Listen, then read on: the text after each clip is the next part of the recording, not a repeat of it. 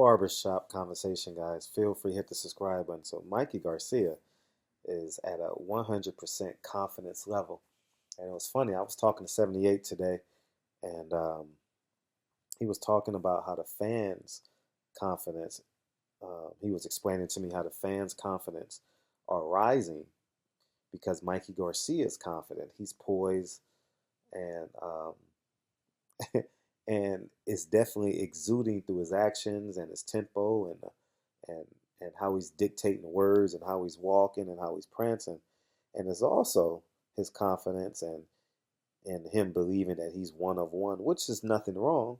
You know, he's definitely entitled to his opinion, but he basically went in on Floyd Mayweather and Errol Spence in the same interview. You know, Ellie was up there um, at Snack, and basically Mikey Garcia went off on Floyd Mayweather, said he needs to stop flaunting all that money.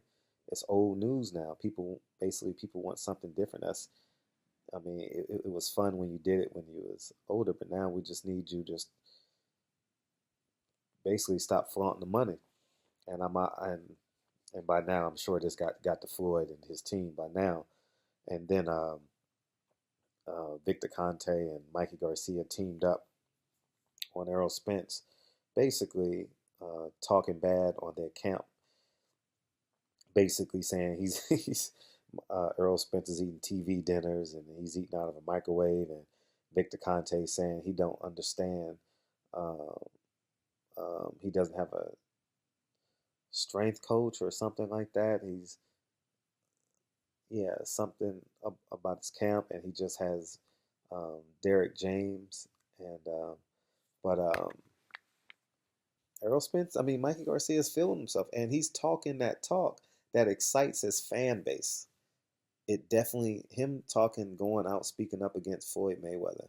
It definitely excites his fan base, his core fan base, and him um, talking up on Errol Spence definitely excites the fan base, excites the fan base even more, and gives them leaps and bounds of confidence. But let me tell you, March 16th, I'm gonna tell you what's gonna happen.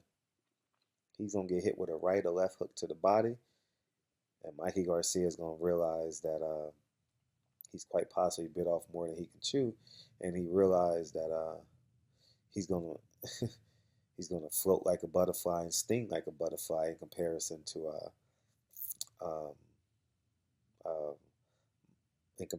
Errol Spence at 147. So um, we'll see how this transpires, but it was just real interesting um, how Mikey Garcia he feels invincible, and that's how you're supposed to feel. Like I'm never intimidated or never. I'm I'm one of the few men in the world that God has ever created that never feels inferior or slighted by a man's confidence. Never, never. Like I let them be themselves, you know. And he's uh, he's wearing that hat well, you know. Ellie's doing a hell of a job chronicling him, and I hope, I wish somebody can go down there and chronicle Errol Spence, man. Do we have any media in Dallas that can do it, man? I would love to get some footage of Errol Spence down in Dallas in camp, or have Errol Spence do 5 to 10 stories a day in the camp, but he can't do it because he's training, you know. So I wish we had some media covering Errol Spence camp and we can get some sound bites from him, you know. I think it'll be great if they talk to each other through the internet without seeing each other. I think that will build the fight immensely. Um, I think that would do wonders for the fight, and definitely keep us engaged because there's a lot of fights we got to go through to get to that point, and some fans can get lost in that journey because they may say, "Oh, I didn't seen enough fights. I don't really need to see Earl Spencer's Mikey Garcia. It's St. Patrick's Day tomorrow. I'd rather save my money and buy some green beer. You know, I think March 17th is St. Patrick's Day, somewhere in there. So I mean, it's just anything can come up. You know, Easter may got to buy your son or daughter an Easter outfit.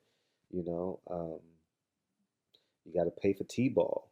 You know, do you pay for T-ball or buy the fight? You know, so I think Errol Spence got to be conscientious that he has to stay relevant and not let Mikey Garcia hijack the narrative, which he's absolutely doing.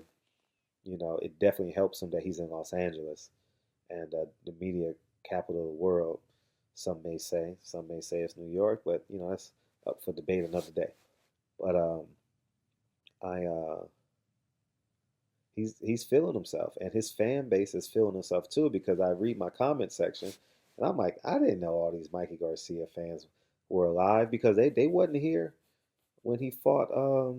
None. Don't say y'all were. Y'all were not here when he fought July 28th. My comment section never was like this as it relates to Mikey Garcia. So Mikey Garcia is gonna have an upset stomach March 16th. I'll just say that, man. It's he's building. I think the more he talks, the more Team Spence is internalizing, and Errol Spence got to go with the mindset to seek and destroy. That is the only option for winning this fight. Mm. He did say about last week sometime I reported it's not going 12 rounds, and but he took a straight shot at Floyd. He didn't cookie cut it. He didn't. He basically said Floyd is clowning by basically clowning by all he's doing is talking about money. I'm assuming that Mikey Garcia wants him to talk about, you know, more than money. His maybe I don't know. I don't know. I'll let Mikey Garcia explain that when I interview him. But I don't want to put words in his mouth.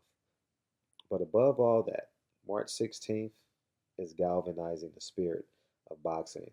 Um, uh, we got to fight this Saturday, and a lot of people were debating why the hell is Uzataki and Caleb Plant on Sunday. I'm like, why are you guys asking that question? Y'all should know that by now. Y'all know NFL is prime time on Saturday. Y'all know the games come on at. I mean, I know this. I don't watch the NFL. I know it comes on at 2 o'clock and 6 o'clock or something like that. Or the 1 o'clock. The late game starts at 1:15, if I'm not recall, right? 1:15 and so and so. So I would assume that the late game is on Fox and the early game is on CBS because it's on Saturday. And even if it wasn't, you cannot compete with the NFL. Nothing competes with the NFL in America. I mean, nothing. It's nothing you can do. It's nothing you can put on TV besides the president being assassinated or, I mean, God forbid, I'm not saying it happened, but outside of a catastrophe of a world figure or a popular person, nothing competes with the NFL. So that's why Uzataki and Caleb Plant is on Sunday because that's the only way it would work. That's the only way you would get viewership. No one's stupid. But at the above all this, as I digress back into which is my favorite word according to a few of the subscribers, digress. Uh, Mikey Garcia is feeling himself, and so are his fans, and I love it. I don't listen, guys. Let me tell you this. I see it in the comment section. Um, Fred, you're racist and this and that. To you, I may be, and I don't care. I don't care how you perceive me. I'm not changing.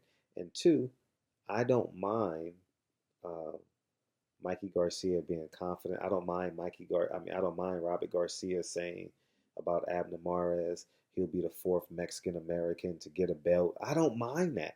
I don't care. That doesn't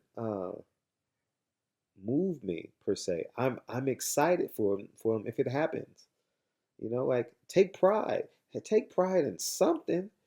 Shit besides weed and alcohol and fucking, you know what I mean? Like take pride in something that you physically have to accomplish. You know, take pride in something that forces you to go through hell to get it. And Mikey Garcia's taken pride in fighting Errol Spence, quote unquote, the boogeyman of big time boxing. Take pride in that. Take pride in Abner Mares going through hell to fight Tank Davis. You, you guys take pride in being having purple lips and drinking. I don't know what's the drink that they drinking now. Ciroc. I don't know. Drinking Ciroc or uh, I don't know, brown paper bag in it, something like that. Your Coke 45, whatever it is. Take pride in something you have to accomplish that will make you great. And I respect men that has confidence up to the yin yang that is accomplishing something great. And I applaud Mikey Garcia. I can't wait to interview him at some point. We're gonna run into each other eventually. Hopefully, he comes to the fight after he goes to the football game. I don't know what the football game is. I honestly don't know if the football game is Saturday or Sunday out here in LA. But I'll know by the traffic, or I'll know once I haven't cut my TV on. Let me check. I'm just curious. Let me check and see when that game is because I live right in line with that, so I think that's important in how I drive to the. Let me go to ESPN. I don't know why I'm still playing this video because I don't know. Let's see when that game is. Shit. Schedule. NFL schedule. Dallas at LA. Saturday at 5:15. Yeah. So yeah, that game is tomorrow. And I'm right in the line. I live off of King. So I'm gonna have hell to pay. 5 o'clock. So I think I gotta go down Crenshaw. I'm gonna have to go Crenshaw to Pico.